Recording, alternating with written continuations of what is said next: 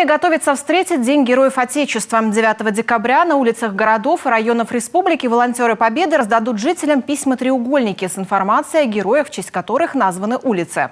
У памятников и мемориалов пройдут торжественные церемонии возложения цветов. В школах республики уроки мужества, встречи с ветеранами боевых действий и патриотические акции. К памятной дате приурочат и торжественные церемонии посвящения в кадеты и юнармейцы. В школе села Визинга откроют мемориальную плиту Александру Шрайнеру, погибшему на Украине. Накануне Дня Героев Отечества мемориальная доска в память Александра Стукова появится и в школе села Черемуховка Прилузского района.